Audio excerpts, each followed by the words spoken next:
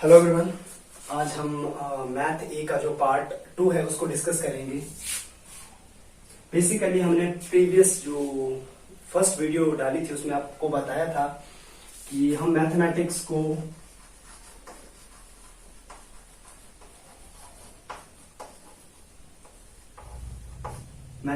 को 2 पार्ट्स में डिस्कस करेंगे। कौन कौन से?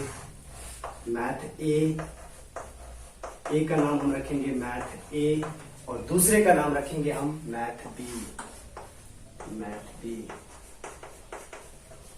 ये हमारे मैथ को पढ़ने का एक तरीका रहेगा। मैथ ए मैथ बी। मैथ ए में हम प्रीवियस ईयर के जितने भी पेपर हुए हैं उनको एनालाइज करते रहेंगे, उनकी डिस्कशन करते रहेंगे। और मैथ बी में हम चैप्टर्स को पढ़ेंगे। जो चैप्टर्स होते हैं मैथमेटिक्स के, जो कॉम्पिटिटिव एग्जाम की दृष्टि से महत्वपूर्ण होते हैं, उनको 1 बाय 1 डिस्कस करते रहेंगे। तो प्रीवियस ईयर इसका मैथ ए का हमने एक वीडियो अपलोड की थी जिसमें हमने कौन सा पेपर डिस्कस कर रहे थे? हम जेवीटी का जो सीईटी हुआ, कॉमन एंट्रेंस टेस्ट हुआ 2020 के लिए, तो 19 जुलाई को, उसमें जो मैथमेटिक्स सेक्शन था, उसको हम डिस्कस कर रहे थे। मैं बेसिकली सीरीज बी को डिस्कस कर रहा था। 51 से स्टार्ट होते हैं और 75 तक इसके क्वेश्चन थे। ठीक है, तो 51 से लेकर के 59 तक हम डिस्कस, जो फर्स्ट 9 क्वेश्चन थे उनको डिस्कस कर चुके हैं। और इसके आगे जो हम आज कंटिन्यू करेंगे। सो मूव करेंगे हम अपने क्वेश्चन नंबर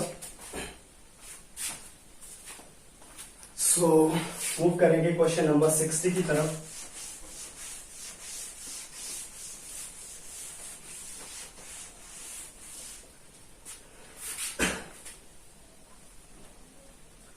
क्वेश्चन नंबर जो 60 था उसकी तरफ आपकी स्क्रीन पर आ रहा होगा, उसको ध्यान से देखिए, खुद करने की कोशिश कीजिए। अगर नहीं होता है तो फिर मिलकर करेंगे।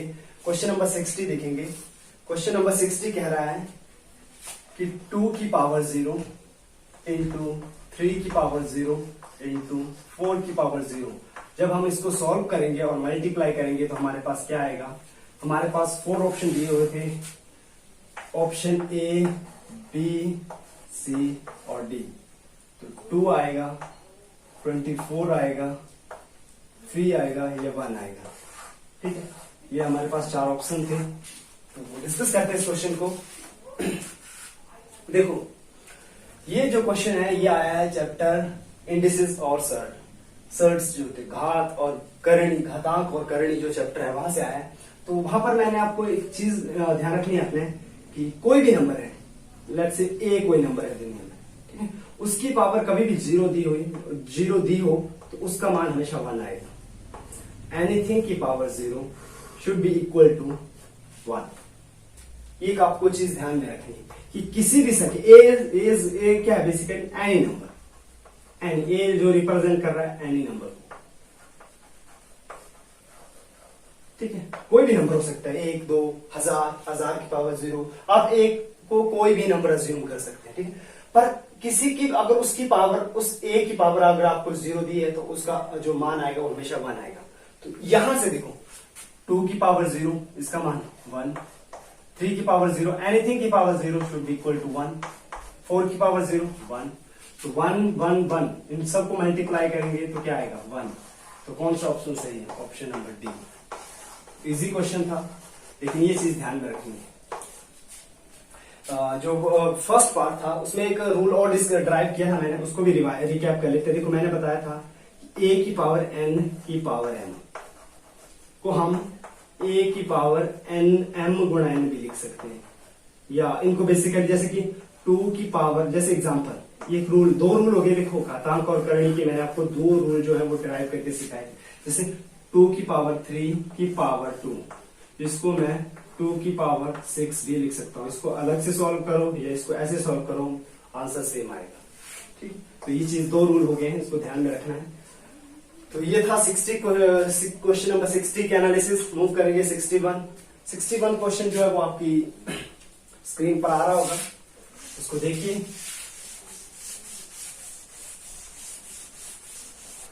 क्वेश्चन नंबर 61 ये कह रहा है कि एक दुकानदार ₹2400 में 80 वस्तुएं खरीदता है। भाई एक दुकानदार होता है, वो क्या करता है, पहले वो कुछ चीज खरीदता है, ठीक है, वो कॉस्ट प्राइस है, वो किसी चीज को खरीदेगा। कैसे खरीदेगा? एक दुकानदार है, वो कॉस्ट प्राइस मतलब उसका खरीद मूल्य है। खरीद मूल्य क्या है? वो 2400 रुपए लेके जाता है अपनी जेब में और उसकी अपनी दुकान के लिए 80 वस्तुएं लेके 80 जो वस्तुएं हैं वो लेके आ जाता है। ठीक है जी, आगे क्या कह रहा है वो? और उन्हें 16% लाभ पर बेचता है। अब वो अपनी दुकान में ले आया, अब उसने बेचना है, सेल करना है, सेलिंग प्राइस उसने बेचना है, लेकिन बेचना इस तरीके से कि उसको 60% का क्या हो? प्रॉफिट हो। प्रॉफिट 16% का प्रॉफिट हो। ठीक है, तो एक वस्तु का विक्रय मूल्य क्या होगा? हमें बताया है कि एक जो वस्तु है उसका क्या होगा? एक जो वस्तु है उसका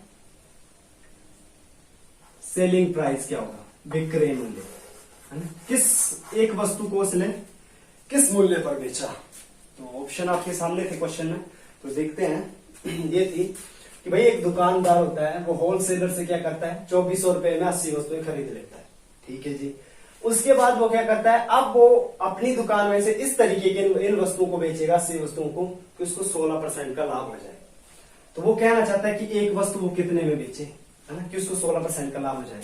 अच्छा, एक चीज नोट करो कि उसके 16% का लाभ किस पे होना चाहिए? 2400 जो खर्च किए, तो देखो 2400 उसका लाभ प्रतिशत कैसे निकाले? देखो उसका मैं लाभ निकालना चाहता हूं, लाभ। तो लाभ कैसे निकलेगा?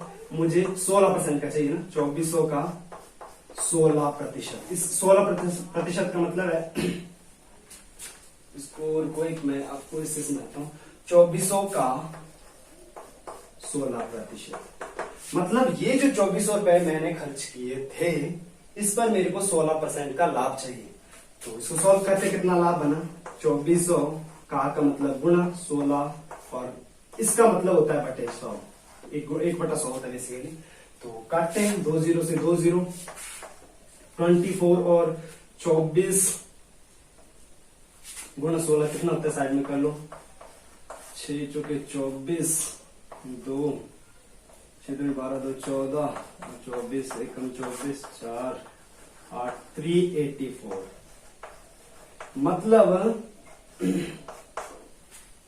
अगर वो 2400 रुपए उसने खर्च किए हैं और वो 16% अब लाभ कमाना चाहता है, तो उसको 384 रुपए एक्स्ट्रा एडजस्ट करने पड़ेंगे। मतलब 384 रुपए उसको एक्स्ट्रा कमाने पड़ेंगे। तो मतलब देखो 16% का मतलब तो मेरे को लग गया पता कि अगर उसने 16% लाभ कमाना है तो 384 रुपए उसको ज्यादा कमाने होंगे। इन पूरी 80 वस्तुओं पर उसको 384 रुपए जो है वो ज्यादा कमाने होंगे। तो देखो 384 अगर वो ज्यादा कमाएगा तो कुल कितने में उसको सेलिंग प्राइस कितना रहेगा? उसका सभी वस्तुओं के जो 80 वस्तुएं हैं उसको सेलिंग प्राइस कितना रखना होगा? 2400 उसने जो खर्च किए और 384 इसमें ऐड करेंगे तो कितना आ गया? 4 8 3 4 7 और 2 2784 रुपए में उसको बेचनी पड़ेगी। ठीक है जी। अब देखो जब वो 16% पे लाभ कमा रहा होगा तो उसने 80 वस्तुएं जो हैं वो 2784 रुपए में बेची होंगी। ठीक है, अगर 80 वस्तुएं उसने 2784 रुपए में बेची तो एक वस्तु का मूल्य कितना होगा? इसको डिवाइड कर दीजिए 80 से। तो 80 को मैं 10 गुणा 8 लिख सकता हूं, काट लो, ये 4 बचा और ये 13 दूनी 26, 1 9 दूनी 18 और 2 दूनी 4, फिर 2, फिर 6 दूनी 12, 1 गया, 9 दूनी 18, 1 गया, 6 दूनी 12, फिर 2, 3 दूनी 6, 4 दूनी 8 और 8 दूनी 16। तो ये आ गया 348 डिवाइड बाय 10 और नीचे जितने दशमलव वो उतने अंक के पहले हैं आप 34.8 जो है दशमलव ऐड कर लेते हैं। तो ये जो है वो एक वस्तु जो उसको कितने रुपए में बेचनी पड़ेगी? एक वस्तु। अच्छा, ऑप्शन में आपको ये नहीं दिख रहा होगा, ऑप्शन में आपको दिख रहा होगा 34.80, तो ये इक्विवेलेंट होते हैं। ऐसे लिखो एक ही बात है। तो ऑप्शन, कौन सा ऑप्शन करेक्ट रहा फिर? Option number D. Series B को मैं सॉल्व कर रहा हूं, तो ऑप्शन नंबर डी इस क्वेश्चन का जो था वो राइट आंसर था। स्टेप बाय स्टेप करेंगे, चीजों को समझते हुए चलेंगे तो दिक्कत नहीं होगी। धीरे धीरे स्पीड खुद ब खुद इंक्रीज हो जाएगी, लेकिन कैलकुलेशन आराम से करनी है क्योंकि काफी गड़बड़ी होती है। अच्छा, एक कंफ्यूजन ये रहा था, इसको क्लियर कर लेते हैं। देखो 34.8 लिखो, चाहे आप 34.80 लिखो, चाहे आप 34.800 लिखो, या आप ऐसे से आगे बढ़ाते जाओ, इनका सबका मान बराबर होगा। अब बच्चे बोलेंगे ऐसा क्यों? देखो फॉर एग्जाम्पल, जैसे एक और एग्जाम्पल लेता हूं मैं। ये क्वेश्चन तो आपको समझ में आ गया होगा, यहां पर इसको समझते हैं एक बार। जैसे मैं बोल रहा हूं कि आप यहां पर ध्यान देना, अपने समझने पर 1.5 लिखो या 1.50 लिखो या 1.5000 लिखो, एक ही बात है, ये सारे एक ही मान। क्यों? क्योंकि जब 1.5 को सॉल्व करेंगे तो 15/10 बना के ही बना, दशमलव हटाया, दशमलव का लगा एक, और उसके बाद जितने अंक उतनी 0। ठीक है जी। अच्छा, इसको सॉल्व किया तो इसको लिखा 150 और दशमलव का एक, दशमलव के बाद जितने अंक उतनी 0। ठीक है, एक से एक 0 कट गई, क्या वापस हट के 15/10 ही आया कि नहीं आया? तो मतलब इसका मान भी 15/10, इस वाले का मान भी 15/10, और इसको सॉल्व करेंगे तो वो भी 15/10 है, क्योंकि ये तीनों बराबर नहीं है। तो वही तो लॉजिक था। 34.8 इज इक्वल टू, या ये लिखो या फिर ये लिखो, एक ही बात। तो ऑप्शन नंबर डी। ठीक, देखो एक बार क्वेश्चन को होल देखो। उसने बोला था कि एक दुकानदार गया होलसेलर के पास 2400 रुपए लेकर, और 2400 रुपए जो वो लेके गया था, उसने 80 जो वस्तु है वो खरीद ली अपनी दुकान के लिए। ठीक है, फिर क्या उसकी बेचने की बारी है। अब दुकान में रख के वो बेचेगा, लेकिन वो चाहता है कि मैं इस तरीके से वो वस्तु बेचूं कि मेरे को 16% का लाभ हो, और 2400 पर 16% का लाभ मतलब 384 रुपीज। ठीक, तो 384 रुपए अगर उसने प्रॉफिट कमाना है तो वो कितने 80 वस्तु कितने रुपए में बेचेगा? भाई 2400 तो उसने पहले से अपने खर्च किए थे, अब 16% लाभ भी कमाना है, 384 रुपए कमाना है, तो कुल कितने में बेचने पड़ेंगे उसको? 2784 रुपए। अगर 80 वस्तु वो 2784 में बेच रहा है, एक वस्तु का मूल्य क्या होगा? ये 80 यहाँ पर गुणा कर रहा है, तो दूसरी तरफ जाके क्या करेगा? भाग। ठीक है, क्योंकि इसको मैं 80 गुणा 1 नहीं लिख सकता। अब 80 यहाँ गुणा कर रहा है, तो जब इक्वल टू के जो इक्वल का निशान है उसकी दूसरी तरफ जाएगा तो यहाँ पर डिवाइड करेगा। और 10 मैंने इसके इसलिए अलग किया क्योंकि इससे जो है वो दशमलव लगाना इजी होता है। फिर मैंने काटा, या आप सीधा 80 से भाग करेंगे, आपके पास 30। अगर आपको काटने नहीं आता है तो आप 2784 को भाग कर लीजिए ना 80 से, 80 से भाग कर लीजिए, आपके पास ये आंसर आ जाएगा। ठीक है, तो ये थी 61 क्वेश्चन की एनालिसिस। काफी शॉर्ट ट्रिक्स होती है इसको करने की, ये तो काफी लेंथी मेथड है, लेकिन धीरे धीरे हम वहां पर पहुंचेंगे। पहले हम चीजों को समझने की कोशिश करेंगे, क्योंकि एकदम अगर ट्रिक लगाएंगे तो चीजें समझ में नहीं आएंगी। क्वेश्चन हो जाएगा लेकिन वो सिर्फ क्वेश्चन ही होगा, हमें पता नहीं चलेगा कि एक्चुअल में हो क्या रहा है।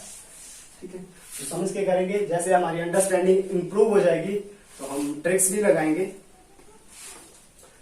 क्वेश्चन नंबर 62 देखो, 62 आपकी स्क्रीन पर आ रहा होगा। 62 सोचो, ये कह रहा है एक समबाहुभुज, एक रेगुलर पॉलीगन की कितनी भुजाएं होंगी यदि एक महाकोण 24 डिग्री का हो।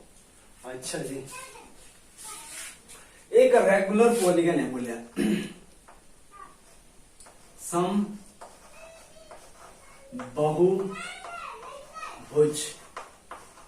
समबाहुभुज है हमारे पास। उसमें क्या है कि एक बाहुकोण जो है, प्रत्येक उसने बोला है कि एक बाहुकोण हमें माप दिया हुआ, एक जो एक्सटर्नल एंगल है, एक बाहुकोण जो है उसका माप दिया हुआ है हमें 24 डिग्री। तो हमसे ये पूछना चाह रहा है कि उसकी लेंथ कितनी होगी, उसकी साइड्स कितनी होगी, हमसे ये पूछना चाह रहा है।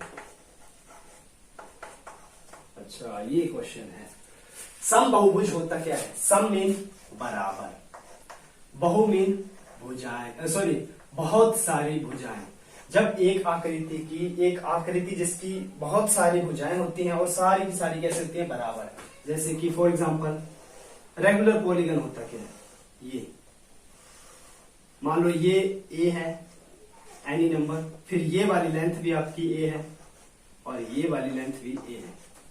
रेगुलर पॉलीगन या सम बहुभुज होता क्या है, देखो इसको बोलते हैं इंग्लिश में रेगुलर पॉलीगन। पॉली मीन बहुत सारी, जिसमें ऐसी फिगर जिसमें बहुत सारी साइड्स हो, ठीक है। तो मैं इसकी एग्जैक्ट डेफिनेशन क्या पता, ऑल साइड इक्वल होती है, all sides plus all interior angle plus all exterior angle, वो सारे के सारे कैसे होते हैं, इक्वल। ये वाली इसकी डेफिनेशन होती है कि भाई जितनी भी साइड्स होंगी, कोई भी फिगर हो, सम बहु मतलब बहुत सारी भुजाएं होंगी, लेकिन वो कैसी होनी चाहिए, इक्वल। उनके इंटीरियर एंगल जो अंदर वाले कोण हैं वो भी कैसे होने चाहिए, बराबर।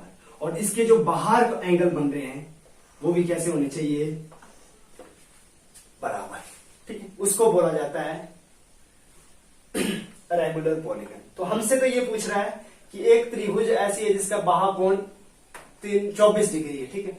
अच्छा ये बताओ, ये एक समबाहु त्रिभुज है, त्रिभुज के सभी कोणों का योग कितना होता है, 180 डिग्री। और समबाहु जो बेसिकली समबाहु त्रिभुज होती है उसका प्रत्येक कोण 60 डिग्री 60 डिग्री 60 डिग्री, तभी 180 डिग्री होता है इसका सभी का मेजरमेंट, ठीक है।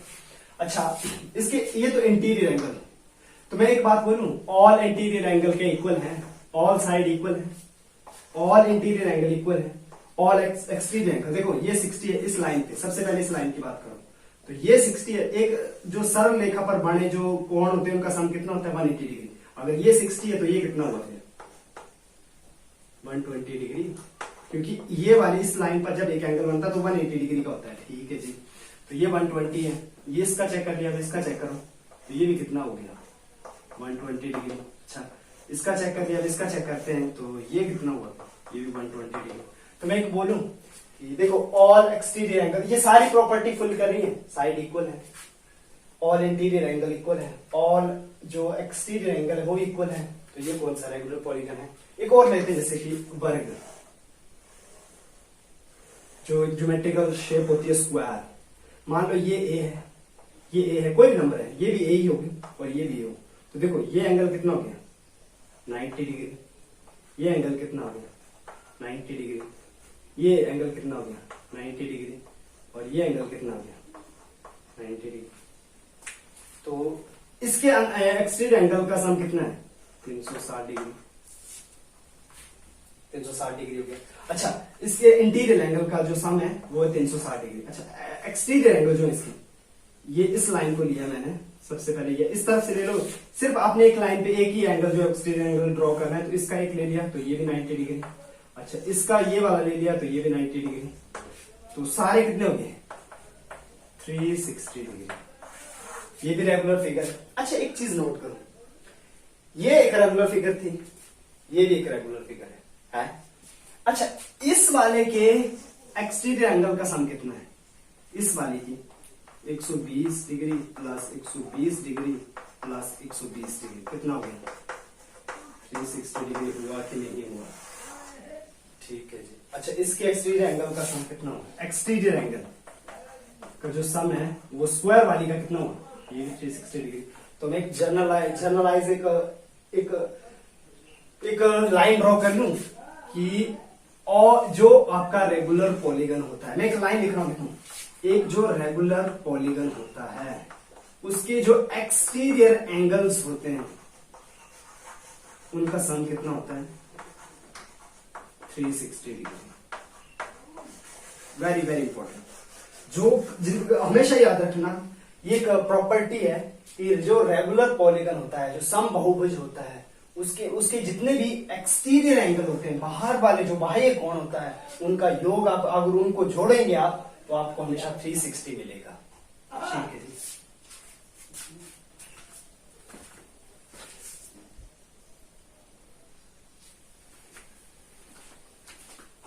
अच्छा ये चीज तो क्लियर होगी आपको कि रेगुलर पॉलीगन के होते हैं उनके उन रेगुलर पॉलीगन में जितने भी इंटीरियर एंगल होते हैं, वहां कौन होते हैं, उनका सम 360 डिग्री होता है। ठीक है, अब देखो इस क्वेश्चन पर आने से पहले मैं आपको एक छोटा सा हिंट बताता हूं। देखो चीजों को समझते हुए चलना है। अगर आपको मान लो ये बताता कि एक जो यहां पर मान लो क्वेश्चन ये पूछा होता उसने कि एक समबाहुभुज है, एक रेगुलर पॉलीगन है जिसका एक बाह्य कोण मान लो 120 डिग्री है, 120 डिग्री है, तो उसकी कितनी भुजाएं होंगी? तो 120 डिग्री है, ठीक है, 120 डिग्री है, एक बाह्य कोण जो है वो 120 डिग्री है, और बाह्य कोणों का सम कितना होता है? 360 डिग्री। तो भाई 120 को मैं कितनी बार जोड़ू कि 360 आ जाए? तो आप बोलेंगे 3 टाइम्स जोड़ो, 360 आ जाएगा। तो मैं बोलूंगा ये जो 3 टाइम मल्टीप्लाई किया यही इसकी साइड होगी। और ये किस वाली की बात कर रहा था? Equilateral triangle. देखो 120 डिग्री इसका बाह्य कोण होता है। जब 120 120 120 कुल कितना हो गया? 360। मतलब इस वाली फिगर की बात कर रहा है। लेकिन मेरे को क्या बोला उसने? उसका जो बाह्य कोण है वो 120 थोड़ा नहीं है, 24 है। तो 24 को मैं किस रकम से गुणा करूं या कितनी बार गुणा करूं कि 360 डिग्री आ जाए? तो यहाँ 24 गुणा कर रहा है तो दूसरी तरफ जाएगा तो भाग करेगा तो एक कितना आ जाएगा? 360 डिवाइडेड बाय 24। जब आप इसको काटेंगे तो 12 दूनी 24 और 12 तिया 36 और 0 2 एकम 2 15। तो एक कितना आ गया? 15। और ये 15 क्या रिप्रेजेंट? मैं 24 को कितनी बार गुणा करूं कि 360 आ जाए? तो 15 बार गुणा करूं। ये 15 टाइम्स। तो 15 क्या है? तो उस ट्राइंगल की साइड्स। तो हमसे तो यही पूछा था कि साइड्स कितनी होंगी, तो मैंने बता दिया 15 साइड्स होंगी। देखो मैंने क्वेश्चन को रिलेट करके किया। भाई अगर मेरे को पता है बाह्य कोण जो इक्विलेटरल जो रेगुलर पॉलीगन होता है उसके मैं बाह्य कोणों का योग करूं तो 360 आता है। ठीक है, मान लो मेरे को त्रिभुज का दिया होता है, इसको भूल जाओ। तो 120 था, 120 को मैं कितनी बार गुणा करूं कि या कितनी बार जोड़ूं या कितने टाइम किस रकम से गुणा करूं कि 360 आ जाए? तो भाई आप बोलेंगे 120 को 3 से गुणा करो। और पता कैसे लगाया? 120 को मैं किस रकम से गुणा करूं कि 360 आ जाए? ठीक, तो यहां पर 120 गुणा कर रहा है तो दूसरी तरफ क्या करेगा? भाग। तो 360 डिवाइडेड बाय 120। 12 कम 12 12 ते 36। तो कितनी बार गुणा करूं? 3 बार। तो ये 3 क्या रिप्रेजेंट करता है? साइड्स। सेम वे ये इसी से लेकर के आप इसको करते तो इजीली हो जाता।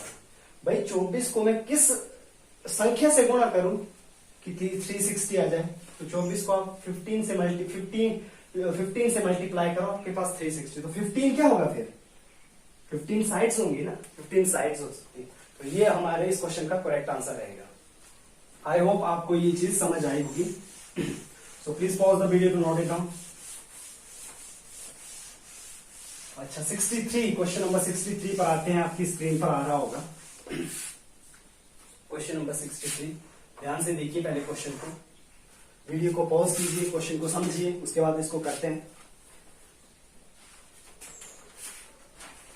क्वेश्चन नंबर 63 कह रहा है कि आपके पास 2 बिंदु दिए हुए हैं। मैंने कोऑर्डिनेट ज्योमेट्री का कॉन्सेप्ट है, 10th क्लास से लिया था क्वेश्चन बेसिकली मैंने। ये बोल रहा है कि आपके पास ए बिंदु है जिसके कोऑर्डिनेट है a, b, और आपके पास एक और बिंदु है जिसके कोऑर्डिनेट है -a, -b। ये बेसिकली ग्राफ ही होते हैं क्वेश्चन। अगर आप इनको प्रैक्टिकली समझना चाहते हैं तो आप जब आप इनको ग्राफ पर करते हैं तो इजीली समझ में आ जाते हैं। ये बोल रहा है कि एक बिंदु इसके कोऑर्डिनेट ये है, एक बिंदु बी है इसके कोऑर्डिनेट ये है, इनके बीच में दूरी कितनी पड़ेगी? कोऑर्डिनेट ज्योमेट्री का कॉन्सेप्ट। देखो इनके बीच में दूरी, डिस्टेंस। तो देखो डिस्टेंस फॉर्मूला क्या होता है? डिस्टेंस फॉर्मूला होता है रूट में x1 माइनस x2 का whole square plus y1 minus y2 का होल स्क्वायर। और डिस्टेंस है तो डिस्टेंस तो यूनिट आएगा, यूनिट। साथ में अपनी यूनिट लिखनी है। यहाँ पर यूनिट नहीं है क्योंकि वेरिएबल दिए हुए हैं। तो देखो x1 x2 क्या होते हैं? ये इसको बोला जाता है। आप किसी को मान लीजिए, उसको मान लीजिए, इसको x1 मान लो, इसको x2 मान लो, इसको y1 मान लो, इसको x2 मान लो, इसको y2। ये वाला जो कोऑर्डिनेट होता है ये x कोऑर्डिनेट, ये y कोऑर्डिनेट, ये x कोऑर्डिनेट, ये y कोऑर्डिनेट। तो फॉर्मूला लगा दो फिर डिस्टेंस फॉर्मूले का। x1 a फिर फार्मूले वाला माइनस x2 माइनस ए, तो माइनस माइनस के बन गया प्लस ए का स्क्वायर प्लस y2 कितना है b, अच्छा माइनस y1 v, y2 कितना है माइनस b, तो माइनस जब यहां पर लिखेंगे तो माइनस माइनस क्या हो जाएगा प्लस, यूनिट आ जाएगा। ठीक है जी, a और a 2a का स्क्वायर कितना होगा 2a का स्क्वायर प्लस 2b का स्क्वायर, अच्छा जी 2 का स्क्वायर कितना होता है 4a square plus 4b square, 4 और 4 दोनों के पास कॉमन है और 4 का अंडर रूट कितना होता है 4 बाहर भी आ जाएगा, तो ये आ गया। यहां कर लेते हैं 4 और 4 दोनों के पास कॉमन है, अंदर के बचा a square plus b square, बचा नहीं बचा। अच्छा 4 को मैं 2 into 2 लिख सकता था और एक जोड़ा बन रहा है और जोड़ा बन रहा है तो रूट जब मैंने कहा था आपको यहाँ कुछ ना लिखो तो ये 2 होता है, तो पेयर बन रहा है तो पेयर से 2 बाहर आ जाएगा, तो अंदर क्या बचा a square plus b square, बचा कि नहीं बचा, कौन सा ऑप्शन सही हुआ फिर इस क्वेश्चन का। इस क्वेश्चन का ऑप्शन नंबर आपका बी, ऑप्शन बी जो था वो करेक्ट आंसर था। ये डिस्टेंस फॉर्मूले का से रिलेटेड क्वेश्चन है, तो एक बार ना इस डिस्टेंस फॉर्मूले को एक बार देखो, ये क्वेश्चन तो कैसे हुआ आपको समझ में आ गया होगा, अगर नहीं पता लगा तो एक बार वीडियो को थोड़ा सा बैक लीजिए, फिर से देखिए, आपको खुद ब खुद चीजें समझ में आ जाएगी। लेकिन एक बार आपको डिस्टेंस फॉर्मूला याद करना सिखाता हूँ कोऑर्डिनेट ज्योमेट्री का। देखो ये कहता है कि आपके पास एक कोई लाइन है, मान लो ग्राफ पे लाइन है और उस लाइन के कोऑर्डिनेट है, लेट से ये बिंदु A है और ये बिंदु B है। अगर इसके कोऑर्डिनेट है मान लो x1 और y1 और इसके कोऑर्डिनेट है x2 और y2, तो इनके बीच में डिस्टेंस AB का जो डिस्टेंस होगा, AB का जो डिस्टेंस आप निकालेंगे उसको फॉर्मूला होगा x1 माइनस x2 का whole square plus y2 minus या y1 माइनस y2 का होल स्क्वायर। आप इसको ऐसे लिख लो या फिर कई बच्चे इसको ऐसे बुक्स में तो ऐसे दिया होगा x2 माइनस x1 का whole square plus y2 minus y1 का होल स्क्वायर। आप इसको ऐसे सॉल्व करो या ऐसे सॉल्व करो, बात तो एक ही है, आंसर तो सेम ही आएगा। सो ये था question number 63। Please pause the video to note it down. Question number 64 पर आएंगे, आपकी स्क्रीन पर आ रहा होगा। सो एक बार इसको ध्यान से देखिए, पढ़िए, समझने की कोशिश कीजिए। क्वेश्चन नंबर 64 कह रहा है कि 7 मीटर ऊंचे भवन के शिखर, ये एप्लीकेशन ऑफ ट्रिग्नोमेट्री से रिलेटेड क्वेश्चन है।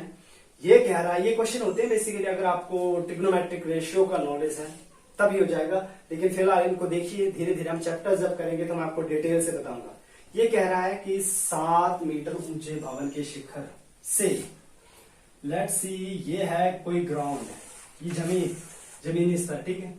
ये कह रहा है कि 7 मीटर ऊंचा भवन है, लेट्स सी ये मेरा भवन है, ये वाला मेरा घर आ गया।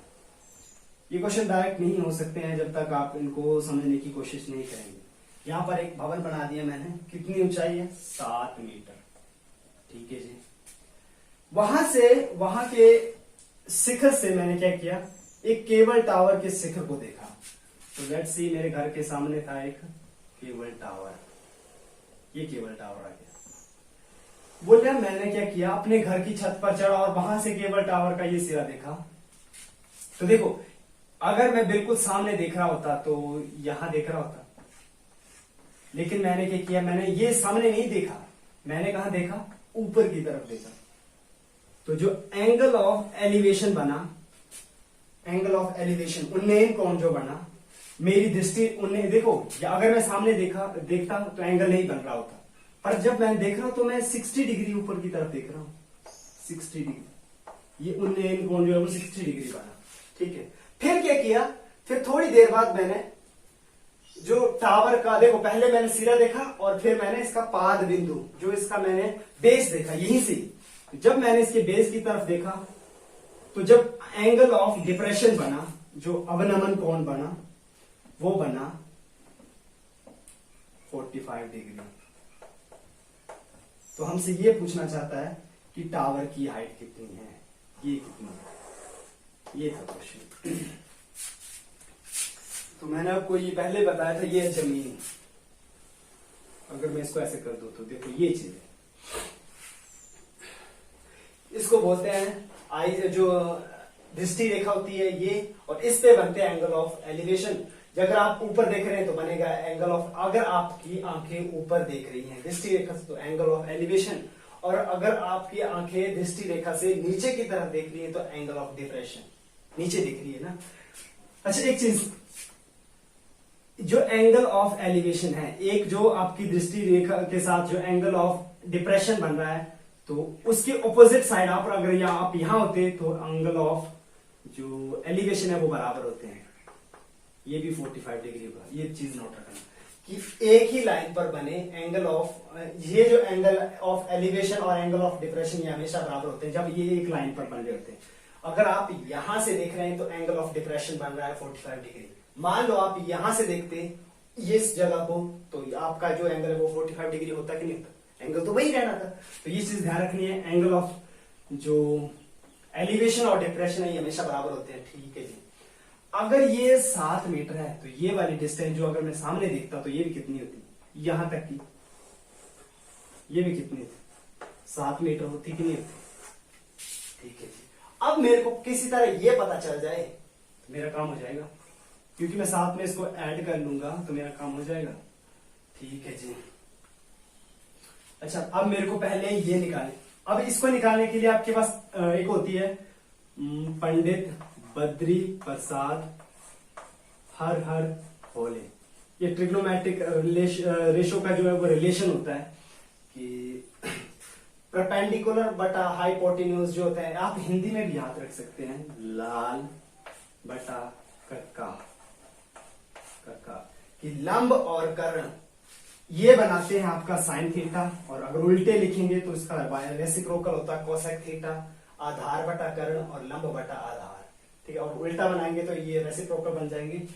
तो पहले मेरे को किसी तरह ये दी है, ये वाली दूरी 7 मीटर है, इसको मैं नाम दे देता हूं ए बी सी डी और ई, ठीक है।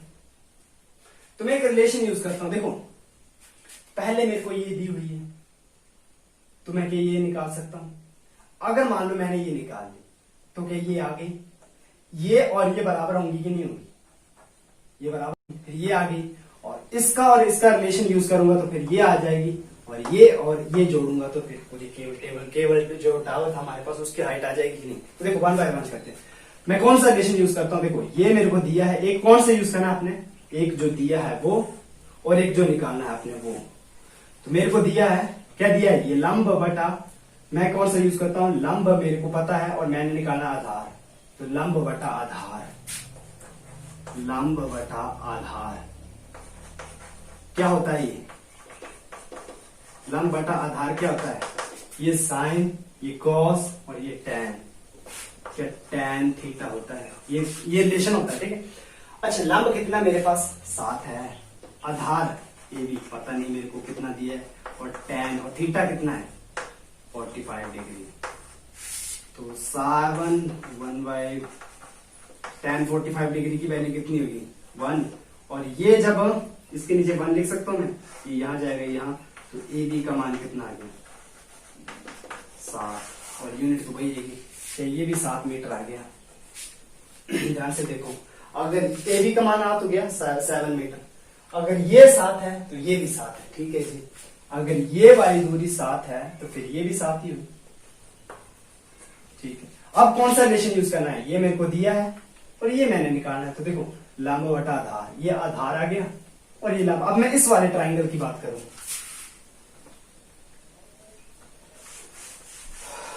अब देखो, अब मैं इस वाले ट्राइंगल की बात करता हूं, तो ये इसका आधार आ गया, तो मैं फिर मेरे को पता है लंब बटा आधार, ये क्या होता है टैन थीटा होता है। ये आपने खुद से रिलेशन डिसाइड करना है, एक वो जो दिया है वो लेना है और एक जो निकालना है। भाई ये तो मेरे को पहले ही पता है, सिर्फ मेरे को ये दूरी पता चल जाए तो टावर की हाइट पता नहीं चल जाएगी।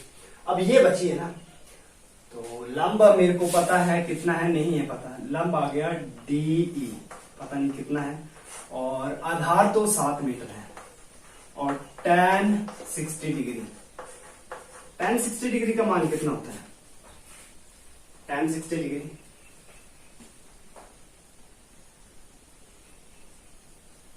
√3, तो DE का मान कितना आ गया, ये 7 यहां पर क्या कर रहा है, भाग कर रहा है उस तरफ जाके गुणा, तो 7√3 आ गया। तो ये अगर 7 मीटर है तो ये वाली जो दूरी है वो कितनी आ गई, ये वाली जो दूरी है ये आ गई 7√3। अब मेरे को बताओ, ये मेरे को डिस्टेंस पता है, हमारे पास टावर दिया था, ये पूरा टावर है, तो यहां से लेकर यहां तक तो कितना है, तो देखो टावर की हाइट कितनी होगी, हाइट टावर की 7 मीटर तो मेरे को पहले से ही पता थी, और ये एक्स्ट्रा जो है वो निकल के आई 7√3। तो 7 और 7 दोनों के पास है, 7 कॉमन किया तो अंदर इधर 1 बचा, प्लस √3 पर मीटर। ये इस केबल टावर की क्या आ गई, हाइट। तो कौन सा ऑप्शन सही हुआ,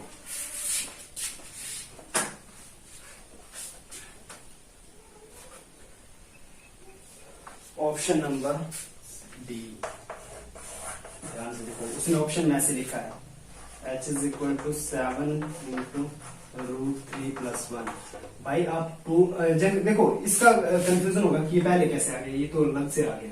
देखो एक चीज नोट करो, आप 2 + 3 करो या फिर 3 + 2 लिखो, भाई यहाँ तो 5 ही है ना, जमा करके, तो आप √3 + 1 लिखो या 1 + √3 लिखो, इसका तो कोई फर्क पड़ने वाला है नहीं। Option D. मैक्सिमम बच्चों को ये चीज जो है वो समझ में नहीं आ रही होंगी, लेकिन कंफ्यूज नहीं होना है। जब हम चैप्टर्स पढ़ेंगे तो मैं आपको डिटेल से बताऊंगा कि क्या हो रहा है। फिलहाल के लिए अभी तक तो सिर्फ क्वेश्चन कर रहे हैं, तो कोशिश कीजिए आप समझने की, अगर नहीं होता है तो कोई बात नहीं, जो क्वेश्चन हो रहे हैं वो बढ़िया है, ठीक है। बाकी जब हम चैप्टर पढ़ेंगे तो मैं आपको डिटेल से बताऊंगा कि चल क्या रहा है।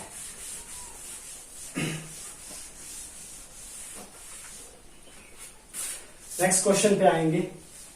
क्वेश्चन नंबर नेक्स्ट है 65। देखो 65 नंबर क्वेश्चन आपकी स्क्रीन पर आ रहा होगा।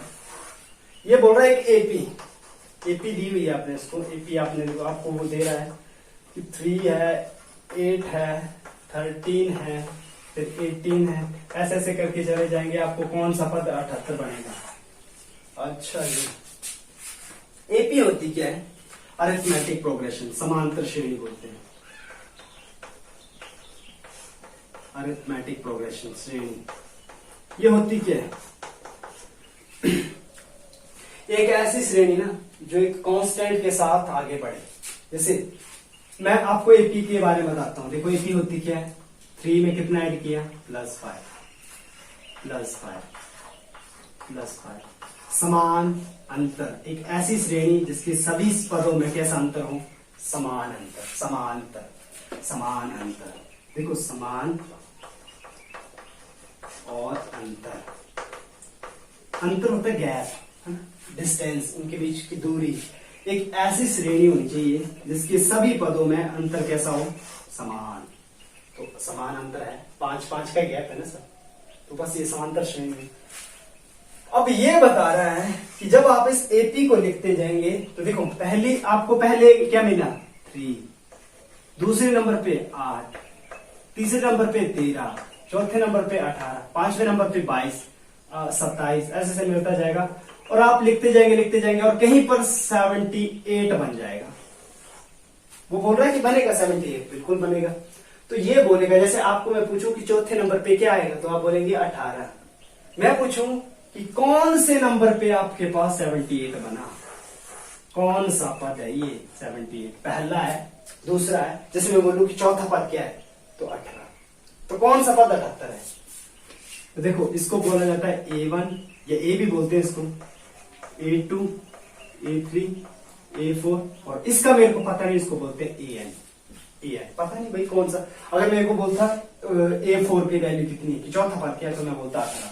लेकिन बोल रहा है कि 78 बनेगा, आपको बताना कि N क्या है, N, ठीक है। तो AN चीज नोट करो। A2 मैंने लिखना होता तो मैं कैसे लिखता, A + 2 माइनस 1 इंटू डी लिखता हूं, ध्यान से देखो क्या आ जाता कि नहीं आता। A2 मान लो सपोज करो A2 लिखना होता, तो A2 मैंने लिखना था, A की जगह कितना मेरे पास 3 प्लस 2 माइनस 1 1 और D कितना है, गैप डिस्टेंस। D बोलता है रिप्रेजेंट करता है आपका जो अंतर होता है, समान अंतर जो होता है। तो अंतर कितना है 5, तो गुणा 5, तो 5 से कम 5, 3 कितने आ गए 8। ये A2 8 है। अच्छा मान लो मैंने A3 लिखना होता, तो A3 का फॉर्मूला क्या बनता, A प्लस n सॉरी जितना लिखो यहाँ पर 3 माइनस 1 इंटू डी ये। अच्छा मैंने an लिखना होता, तो एक ऐसा पद जिसका मेरे को नंबर पता नहीं वो लिखना होता, तो a plus n minus 1 into D. ध्यान से देखो ये फॉर्मूला यहीं से ड्राइव हो गया। A2 लिखना होता तो मैं इस तरीके से लिख सकता था, आ गया। A3 लिखो, A3 लिखो, A4 लिख लो, आपको इस फॉर्मूले से सारे मिल जाएंगे। तो मैंने an लिखना है।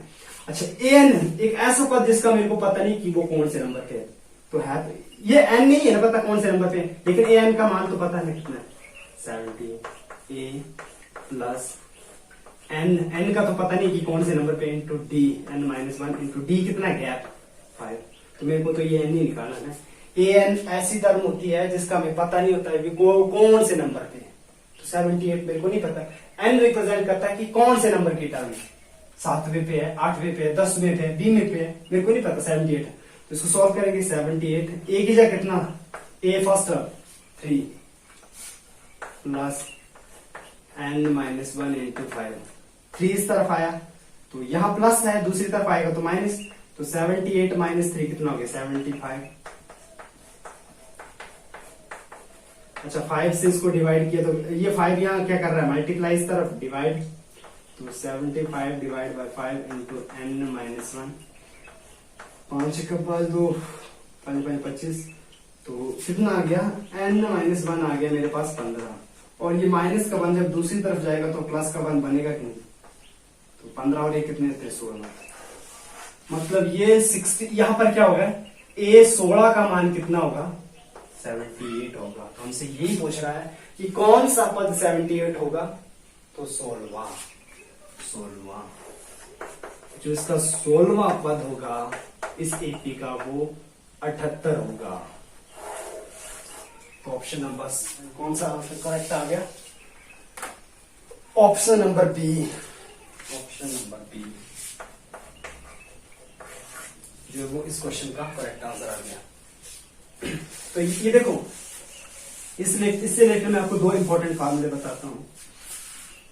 एक होता है an एक ऐसा टर्म होगी एपी की जिसका हमें वो उस टर्म का बारे में तो पता होगा, लेकिन वो कौन से नंबर पे लाई कर रही है ये हमें पता नहीं होगा, ये उस टर्म को रिप्रेजेंट करता है। an का फॉर्मूला होता है a plus n minus 1 into D. an क्या होगा, an एक ऐसी टर्म जिसका हमें वैल्यू तो पता है, लेकिन वो कौन से नंबर पे लाई कर रही है ये हमें पता नहीं है। अच्छा a रिप्रेजेंट करता है फर्स्ट टर्म को, n रिप्रेजेंट करता है नंबर ऑफ टर्म कि वो कौन से नंबर पे है, पहले पे, दूसरे पे, तीसरे पे, और डी रिप्रेजेंट करता है उसके गैप को। ठीक, ये तो हो गया। अगर हमें इनमें से देखो, अगर इनमें से कितनी टर्म है 1 2 3 4 चीजें हैं, 4 में से 3 पता हो तो आपको भी, मान लो आपको ये पता है, ये पता है, ये पता है, तो आप डी निकाल सकते हो। मतलब इन चारों में से कोई भी 3 अगर आपको पता है तो बाकी की जो चौथी है वो खुद ब खुद निकल आती है।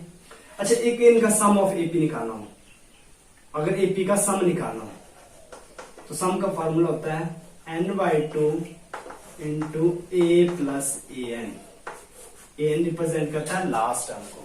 अच्छा इसके बाद ये इसका फॉर्मूला होता है, अगर मान लो आपको an नहीं पता है तो आप यहां पर an का फॉर्मूला तो लिख सकते हैं। an का फॉर्मूला क्या था, a plus n minus 1 into D.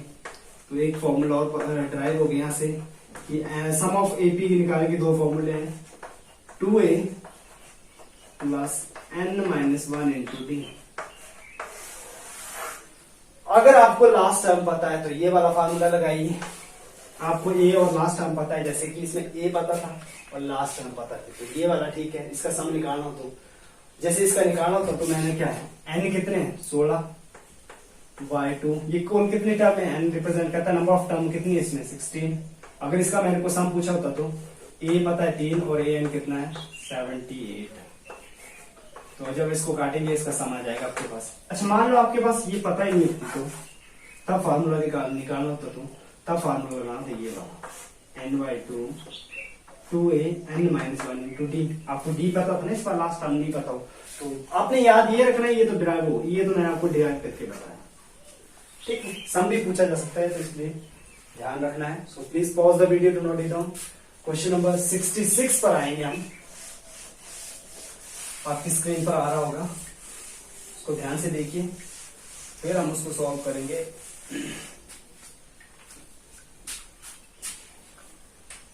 ये कह रहा है क्वेश्चन नंबर 66, ये कह रहा है कि 2500 का 20%। काफी इजी क्वेश्चन था, मैंने आपको अभी करके बताया। जैसे हमने निकाला था 2400 का 16%, 384 आया था ना, उसी तरह 2500 का मतलब गुणा 20 और प्रतिशत का मतलब होता है बटे 100। 100 से 2 जीरो कट गई और 25 गुणा 50 आ गया और एक जीरो एक्स्ट्रा लगी तो 500। कौन सा करेक्ट आंसर आ गया? जब इनको गुणा करेंगे आप तो 500, तो कौन सा ऑप्शन करेक्ट आ गया? Option number C, option number C जो करेक्ट आंसर आ गया। तो 2500 का 20%। उसी तरह 2500 का अगर 15% निकालना होता तो 2500 का मतलब गुणा 15 और प्रतिशत का मतलब होता है बटे 100। बेसिकली प्रतिशत का मतलब होता है अपने 1/100 लिखने का। तो 15% का क्या मतलब होता है? 15 गुणा 1/100, तो ये कितना बन गया? ये ऊपर गुणा करेंगे तो 15/100 बना के नहीं बनेगा। प्रतिशत का मतलब ये होता है 1/100। जैसे ये कट गए 25 250 और 25 125 कितना आ गया? 0.5 7 375 इस तरीके है ना। 2500 का 15%, कुछ भी पूछ सकता है, तो हमने तो ये पूछा था, तो ये करेक्ट आंसर आ गया। आपने ये ध्यान रखना, का मतलब गुणा और प्रतिशत का मतलब बटे 100 उसी टर्म के। सो गाइस मैथ ए के पार्ट को हम यहीं पर, जो मैथ ए का जो पार्ट नंबर 2 था उसको यहीं पर कंप्लीट करते हैं। जो फर्दर 9 क्वेश्चन रिमेनिंग रह गए हैं इस क्वेश्चन के, देखो